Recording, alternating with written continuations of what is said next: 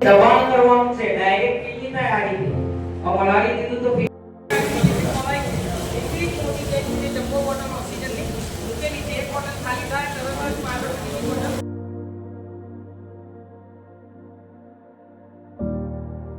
પણ ક્લિયર કરવાની જરૂર પડે ને ઉતાવળ ના કરતા હો તમારા હાથથી જ મરી જશે એના આંગળી જે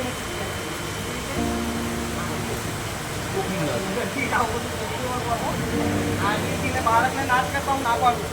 એ આપણો વિષય નથી બહુ આપણો બધાનો વિષય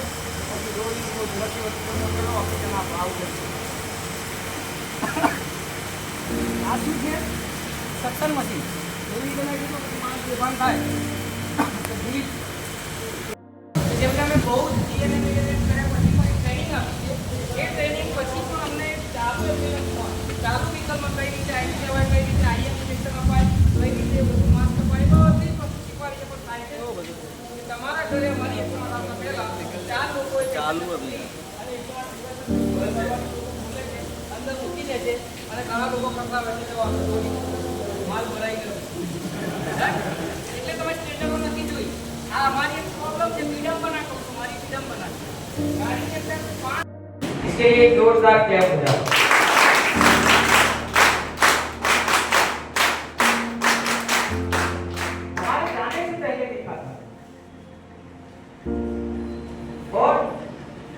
हम कुछ करें या ना करें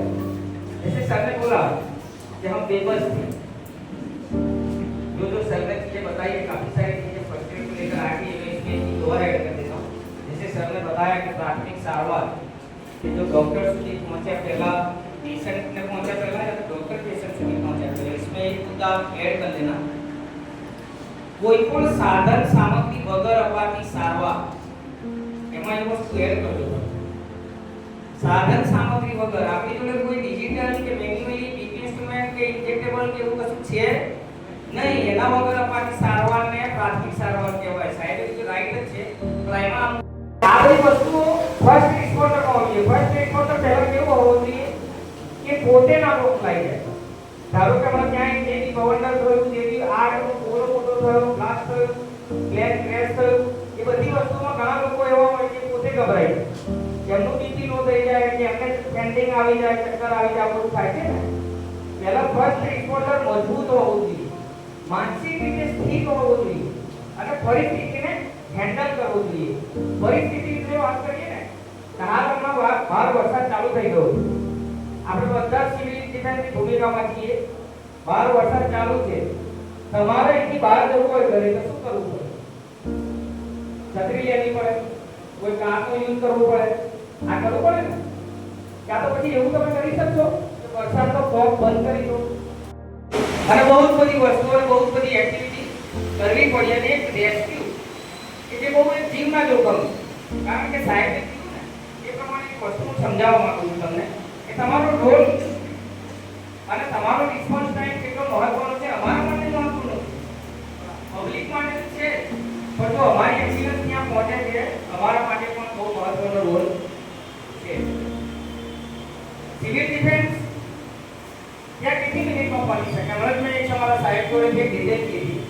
કે શું આની મીડિયાએ નોંધ લીધી છે સિવિલ ડિફેન્સે શું રોલ કર્યો આની મીડિયાએ નોંધ લીધી છે કે કેમ એ મેં તમારા સાહેબને હાલ જ પૂછ્યું એવું બી મેં પૂછ્યું છે કે શું તમે એનું મીડિયા કવરેજ કરીને એને એસ્કેલેટ કર્યું છે કે કેમ એવી પૂછ્યું છે આ બધું શું છે મૂળ મુદ્દાની વાત એ છે કે તમે લોકો ફર્સ્ટ રિસ્પોન્ડરની ભૂમિકામાં કઈ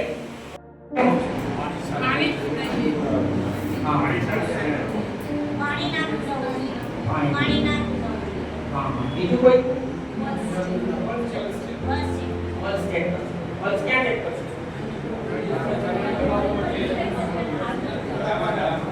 એ આપણે આગળ લઈશું તમે રાઈટ આન્સર આવ્યો તમે બી રાઈટ આપ્યું છે પલ્સ હંમેશા અહીંયા ચેક કરવી આનું નામ છે કેરોટિક પલ્સ આગળના નામ લાસ્ટમાં સીપીઆર નો ડેમો કરીશ ફાસ્ટ એમાં હું ફટાફટ બોલીશ તમે ઝડપથી અને એ પ્રેક્ટિકલ જોઈ બતાવ્યું એ કેથેટર આપણે ના કરી શકીએ વેલ ટ્રેન માણસો જ કરી શકે આપણે સક્ષમ કરવું નહીં એના વગર અંબુ બેગ છે તમે ઘણી બધી હોસ્પિટલોમાં જોયું છે અંબુ બેગ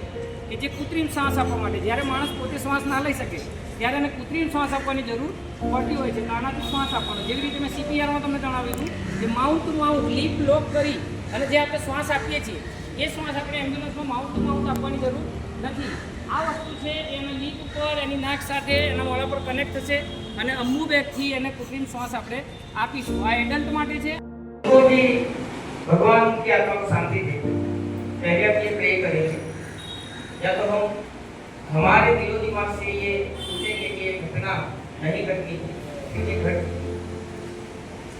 अभी जैसे सर ने बताया आपके लिए सिविल डिफेंस का जो रोल था या रोल है मैं अक्सर कई सिविल डिफेंस के प्रोग्राम में ये बोलता हूँ और मुझे ये चीज बोलने में एक गर्व फील होता है ऐसा इसलिए बोल रहा हूँ शायद सर भी इसकी नोटिस करेंगे ये बात कि हमारे से पहले आप जाते जो बनी बैठे जिसका response time within 5 minute and Ahmedabad city and town and urban 8 minute અને નીચું થઈ શકે કોઈ પણ કેમિકલ આ રીતે ગાડીમાં જશે ચાર જ આંગળીઓ થઈ જશે આટલું લાંબુ દૂરથી પેશન્ટ લાવવાનું હોય તેના માટે આ સેકન્ડ નંબરનું સ્ટેટર છે રોલિંગ સ્ટેટર જેને ઇંગ્લિશમાં કહેવાય ક્લોઝ સ્ટેટર ક્લોઝ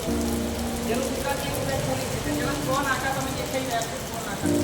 હવે તમને એવું થશે કે આ કાપડની કોઈ જરૂર આપણને નથી આપણે આપણા ટનની ચાદરમાં લઈએ આપણે બહુ બધા પેશન્ટ લીધેલા હોય એનો ટેપ લાગે ના છે તે જે કોઈ છે એવું મેં જોયું છે પોતે એકદમ જમીન પર કામ કરું છું મોટો હોસ્પિટલ નથી બધી જ વસ્તુઓ કરું એટલે એ ટાઈમે મારે એમને સમજાવવું પડે કે 5 મિનિટ મળી જાય છે સમજાવવામાં ગોલ્ડન અવરમાં 5 મિનિટ છે એટલે બહુ મોટું આવે બરાબર સાહેબ સમજી શકશે મિનિટોનું મહત્વ સાહેબ સમજી શકે હવે એ કાપડ જે તમારા ઘરની ચાદર છે તું એને સર્ટિફાઈ કરી શકો કે ફાટી નહીં જાય તમે કહી શકો તમે હું નક્કી કહી શકું કે આ ફાટી નહીં જાય જો એ પેટમાં દુખવાનું પેશન્ટ હશે અને એ ચાદર ફાટશે તો એવી ઇન્જરી થશે વધુ ઉપાધિ થઈ જશે કારણ કે તમારી એ ચાદરની બોડી જ નથી થઈ કોઈએ ચેક કરી નથી એની ગુણવત્તા કોઈએ ચેક કરી નથી ને આની ગુણવત્તા દર મહિને ચેક થાય છે રાઈટ અને જો કંઈ પ્રોબ્લેમ આવે તો તમારા ઘરે જવાનું મારા ઘરે બરાબર છે આવી ગુણવત્તા હોય નહીં એકદમ સર્ટિફાઈડ કાપડ છે મજબૂત થાય અમને ભરોસો એ પેશન્ટ પડી નહીં જાય સેકન્ડ નંબરની સ્ટેટર આ છે આ સ્ટેશનની અંદર spine board station spine board station મૂકીએ છે એ બે માણસનું વજન લઈને પાણીમાં તરી શકે છે આ સ્ટેશનની મોટામાં મોટી ખૂબી છે કોઈ કાર્યક્રમ એવો કેસ આવી જાય છે અમારી નદી એરિયામાં આવે છે કેનાલ સાઈડમાં આવે છે અમે આ સ્ટેશનનો ઉપયોગ કરવા માટે પણ કરતા હોઈએ છીએ તો આપણે ના કરી શકીએ પણ પેશન્ટ એની પર આપણે લઈ શકીએ એ પેશન્ટની બીજી ખૂબી છે એ સ્ટેશન બ્લોક લાગેલા છે તમને બ્લોક દેખાય ઘણી વાર તમે ઘરવાળા કહેતા હોય છે કે આ બધું લગાવો નહીં મારી ઘરને મારા ભાઈને મારા પપ્પાને ગભરામણ થાય તમારી જાણ માટે કહેતું છું કે અહીંયા જે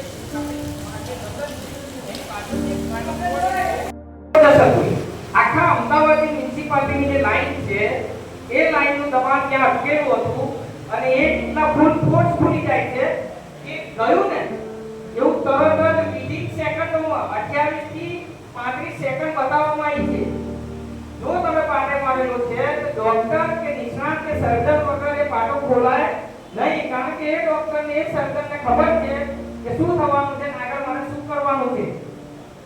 એ જે 28 થી 40 સેકન્ડની વચ્ચે આંગળીમાંથી હાથ સુધી પહોંચી જાય એટલી સ્પીડ પકડે છે કારણ કે દબાણ આપણે રોકી રાખેલું ને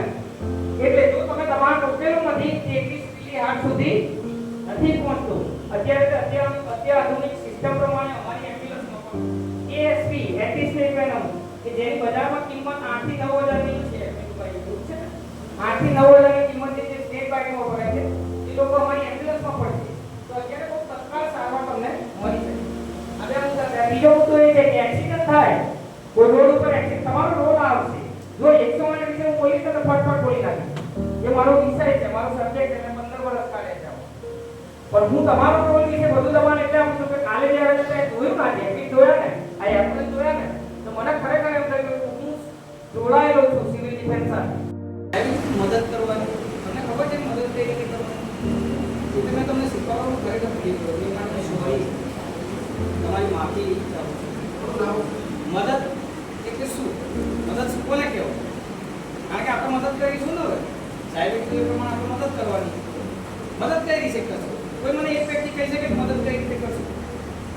ધારો કે હું પડી ગયો અહીંયા અને તમે બધા આવી જાવ મને ઉભો ખુરશી બેસા એને મદદ કહેશો હા કે ના બીજી કોઈ મદદ કરો બહુ જ મોટો વિષય છે હું આના ઉપર 3 કલાક બોલું છું હું એક મોટિવેશન સ્પીકર છું મોટિવેશન સ્પીચ કરું છું અને આ શબ્દ પર હું 3 કલાક બોલું છું મદદ પર ઓન્લી ફોર હેલ્પ અને 6 ભાષામાં બોલું છું જો કોઈ કહેતું હોય ને કે આ ભાષા નહીં હું ચલાવી લઈશ આ ડર મને વાંધો નથી બરાબર મદદ એટલે શું આ મેં કીધું એક પ્રકાર હતો એવું કોઈ કહી શકે બીજો મને લખી લો બધા જ લખી લો બધા પોતાની બુક કાઢીને આ વસ્તુ લખી લો અને જ્યાં પણ જાઓ ત્યાં વસ્તુ તમે બધાને જણાવજો બરાબર મદદ એટલે સામેવાળા વ્યક્તિને પૂછ્યા વગર તમને ખબર પડવી જોઈએ કે એને મદદની જરૂર છે એને મદદ કહેવાશે કોઈ વ્યક્તિ તમારી જોડે માંગે કે ભાઈ એક પાણીની બોટલ આપો ને મને તરસ લાગી જેવું ના હોવું જોઈએ તમે સિવિલ ડિફેન્સમાં છો તમે સિવિલના કમ્પાઉન્ડમાં ઊભા છો અફરાતફરી થઈ રહી છે કોઈ વ્યક્તિ એવું દેખાય તમારે સામેથી એને પાણી આપવાનું છે કે એને મદદ કરવાશે સમજી લેજો તમે સામેવાળા વ્યક્તિની ફીલિંગ સમજીને સામેથી કોઈ વ્યક્તિ એવા મળશે તમને કે મદદ લેવા માટે શરમાશે મદદ નહીં લે તમારી એમને શરમ આવશે કોઈ મોટા એવા ઓડી ગાડીમાં તમારે ના મારી શકે તમારે સામેથી અરે સાહેબ તમે કેમના હું જોઉં છું લો તરસ લાગી હોય તો પાણી પીઓ આવું કોનું છે આને મદદ કહેવાય હો આપણે મદદ કેવી રીતે કરીએ છીએ પાણી આવું બોલો અડધું વધ્યું છે હું થોડું પી લઉં પછી તમને આપું આપણે આવી મદદ કરીએ આવી ના હોવી જોઈએ મદદની વ્યાખ્યા આ છે આ બધા લખી લેજો બધાને કહેજો એકવાર સારો ક્લેપ કરી લઈએ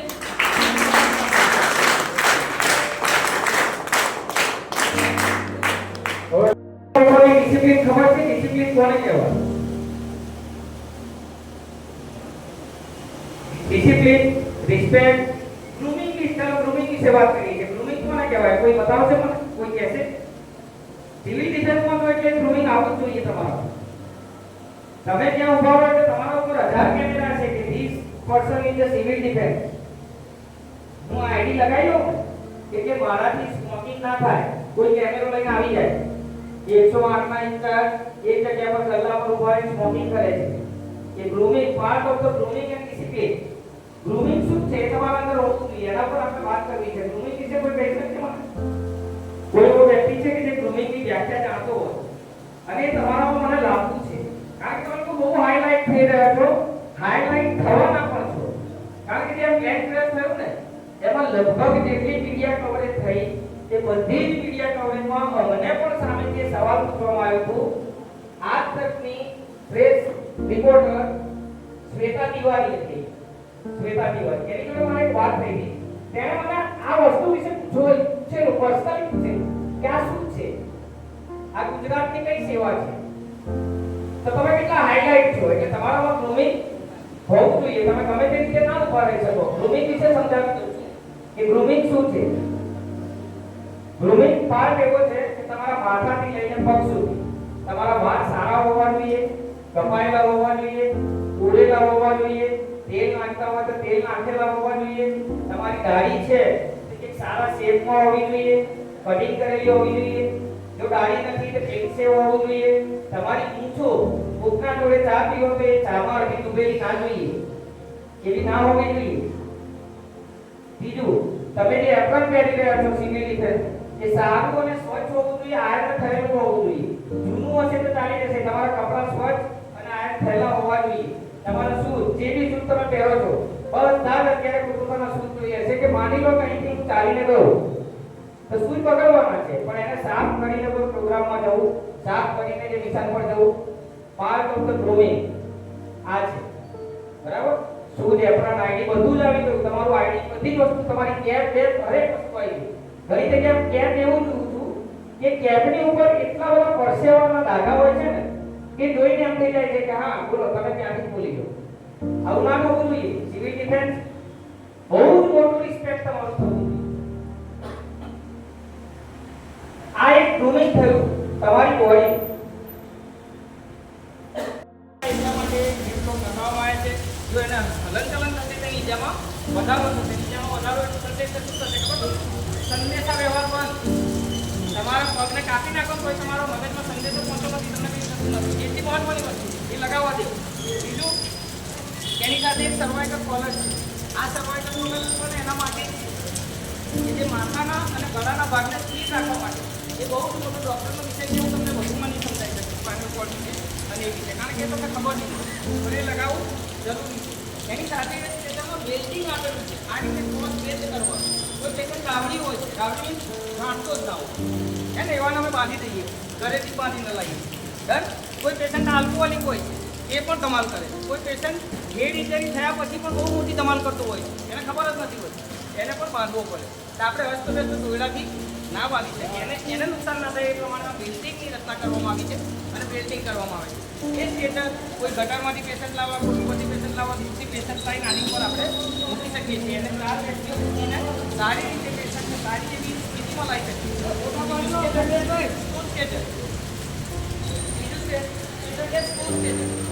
આ બે થિયેટર તમે કોઈએ જોયા જ નથી. જોયા છે કોઈ? નથી જોયા. એનું મેં પહેલાં કારણ કીધું, ખખડાવો જવા દો, બરાબર. તમે ડૉક્ટર નથી, તમે ખાલી હોસ્પિટલ લઈ જાઓ, ખખડાવી દો, જવા દો. અમને કરવા જ નથી જતા, ના પાડી દો, મોટી ના પાડો. અમારે એમ કોઈને ખખડાવી નાખો છે, એ ભાઈ મોટું ડૉક્ટર અંદર જવા દે રાખી. તમને ખબર નથી, તમારા સાયલેન્ટ મોટર છે, મેં ઉપર સમજાવ્યું.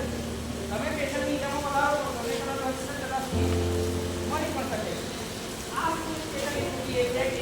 પેશન્ટ પ્રમાણ વેચાઈ જાય છે. ઘણી વાર તમે એવા પેશન્ટ તમારા સુધી ઓરનો ભાગ તૂટી ગયો, કોઈ સ્પાઇનનો ઇન્જરી થઈ, એ પેશન્ટ મળે તમને જોરથી ચૂકો પાડે છે, બહુ પેઇન થાય છે, બહુ દુખાવો થાય છે, ઝડપથી હોસ્પિટલ લઈ જાઓ. પણ જો તમે એને પકડવા જાઓ એ શું કહે છે? આપશો નહીં કહે છે ને, હળો એટલે એને તકલીફ થાય. આ રીતે હર્યા વગર પેશન્ટને લઈ કોઈ દિવસ અમદાવાદનો ઉપયોગ કરો કારણ એવું નથી તમને ટાર્ગેટ કરું. તમારે પ્રજાને જાગૃત કરવાનો. એના વગર ગાડીની અંદરની રચના તમે જોઈ લો. બધા જે પંખા છે 4 પાર્ટી લાઈટ છે, એક એસી વોર્મર લાઈટ છે. જે નવું બાળક જો ગાડીમાં ડિલિવર થયું છે, જો બાળક પહેલાં થાય છે તેને ગરમી આપવા માટે પણ એક નવા વોર્મર લાઈટ છે, ઓક્સિજનનો ફાયર બતાવો. એની સાથે બે પેશન્ટ આવી જાઓ, બંનેને ત્યાં ઓક્સિજનથી આપણે કરી શકીએ. જાય માસ્ક આપીએ. એના વગર પંખા, એસી અને ગાડીની અંદર પાણીનો જગ દેખાય છે તમને? જગ હા, હમણાં સાહેબે ઉપર ઓક્સિજનની જે વાત કરી છે ને એમાં હું તમને સમજાવી. આ જે મોટી ફાયર દેખાય છે એમાં પાણી મૂકવામાં આવ્યું છે. પાણી પૂરે પૂરું ઓક્सीजन दवा देवाए नहीं, नमी के साथ जाने देना पड़ेगा, नमी के साथ, नहीं तो पेशेंट मर जाएगा। कन्फर्म है ये, कहीं पे भी जो ह्यूमिडिफायर लगाते हो उसका पानी का होना जरूरी है। जैसे अभी कोरोना में बहुत सारे लोगों ने तो ऑक्सीजन से मर गए बंदे, ऑक्सीजन की कमी से नहीं मरे, ऑक्सीजन से मरे। क्या करें, तो नमी के कारण केसेस स्टेबल रहेगा, गला सूखेगा।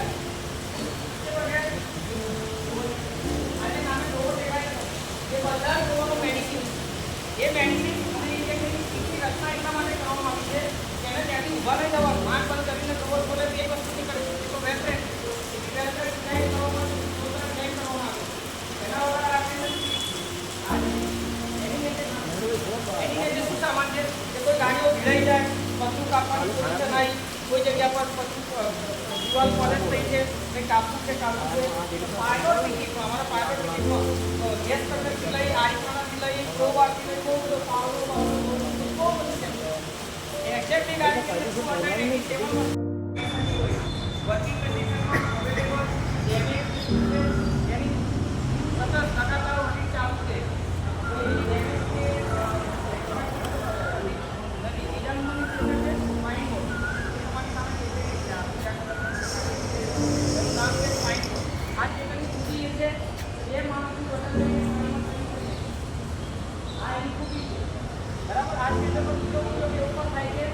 ગાડી જઈ શકતી નથી સ્ટેશન નગરમાં સ્ટેશન બીજા માળે કોઈ પાણી કોઈ માણસ ઊભા રહે છે બરાબર એ બધી જ પરિસ્થિતિમાં આ સ્ટેશનનો ઉપયોગ થતો હોય છે એક્સિડન્ટ કેસમાં આ જે વસ્તુ દેખાઈ ગઈ એ વસ્તુ એવી છે મેલ બ્લોક જેને કહેવાય માથાના ભાગને સ્થિર રાખવા માટે મેલ બ્લોક સાથે પણ હોય છે એની અંદર બીજા સ્ટેપ દેખાઈ રહ્યા આ જે સ્ટેપ દેખાય છે ને તમને જ્યારે પેશન્ટ રાવડી હોય છે રાવડી મીન્સ એર ઇન્જરી થાય તો પેશન્ટ કંટ્રોલ ના રહે આલ્કોહોલિક હોય તો પણ કંટ્રોલ ના રહે અને કોઈ પેશન્ટ જેવા સાયકેટ્રિક હોય તો પણ એ ખુદે ઈચ્છાના દવા ના કરશે એ મહિના આને બાંધવામાં આવે એને બેન્ડિંગ કરવામાં આવે આ સ્ટ્રેચર એવું છે બીજા નંબરનું સ્ટ્રેચર છે સ્કૂપ સ્ટ્રેચર જે સ્કૂપ સ્ટ્રેચરને ખૂબી એ છે કે આ સ્ટ્રેચર જેટલી હાઇટમાં તમને દેખાઈ રહ્યું છે એનાથી લોક એવું છે ત્યાં કાબુ પણ થઈ શકે અમિતાભ બચ્ચન જેટલું કાબુ થઈ શકે મીન્સ બચ્ચનને પણ આમાં આપણે ઉઠાઈ શકીએ એટલે આપણા બધાની હાઈટ તો લગભગ અમદાવાદમાં ઓલ ઓવર બચ્ચન જેટલા બધા છે બરાબર એટલે આ ટાઈમ આપણે એને લાંબુ ટૂંકું કરી શકીએ છીએ नाम भी हमें એની બીજી ખૂબી એ છે हाँ तौर पर मैं ये बताना चाहूंगा कि તમે જેની મદદ કરો છો તમે માની લો કે કોઈની મદદ કરવા ગયા તો તમારું સંબોધન શું હોવું જોઈએ અને કઈ રીતે બોલાવો સાહેબ ભલે કે ચાહવાનો હોય તમે રોજ એને બોલાવો કે ચાવે છે તો કે તમારે એને સાહેબ વગર બોલાવવાનું નહીં સર સાહેબ મેડમ આવું બોલવાનું આના વગર નહીં બોલાવવાનું અને પુકારો તો બિલકુલ નહીં કરવાનો કોઈ પણ વ્યક્તિને નહીં કરવાનો આપણે સિવિલ ડિફેન્સની ભૂમિકામાં આવી ગયા પતી ગયું આપણું જીવન બદલાઈ ગયું તકલીફ વધારે પડવાની આટલામાંથી કયા કેટલા લોકો એવા છે કે જેલમાં પેદા થયા કોઈનો જન્મ જેલમાં થયો હતો કોઈ તો નથી થયું ને તમારા કૃષ્ણ ભગવાનનો જન્મ જેલમાં થયો એને તકલીફ નથી તમે કેવા નથી ને યાર તમે તો જોરદાર એક મલ્ટીપલ હોસ્પિટલમાં પેદા થયા છો જોરદાર વેન્ટી વાળી સુવિધામાં પેદા થયા છો કૃષ્ણ ભગવાન અને અર્જુન જ્યારે રાતે એક સંવાદ કરતા હતા કે કાલે સવારે માછલીની આંખ તારે મીંડવાની બહુ બધા ઇન્સ્ટ્રક્શન બહુ બધી સલાહ બહુ જ બધા અનુભવ બધી વસ્તુઓ કૃષ્ણ ભગવાન એટલું બધું બોલ્યા અર્જુનને ગુસ્સો આવ્યો અર્જુનને ગુસ્સો આવવાનું કારણ શું હતું આગલી રાતે આ સંવાદ ચાલે છે આગલી રાતે આવતીકાલે સવારે માછલીની આંખ મીંડવાની છે આજે રાતે આ સંવાદ ચાલુ કર્યો છે એક્ઝેક્ટલી 1 કલાક સુધી એ સંવાદ સમજાવે છે અર્જુનને ગુસ્સો આવ્યો કે હું આખી દુનિયાનો જોરદાર તીરંદાજ છું મારો નિશાનો ક્યારે ફેલ જાય નહીં બધા બહુ બધા લોકોને મારા પર એક વિશ્વાસ છે તો તમે આટલું બધું લેક્ચર મને આપો છો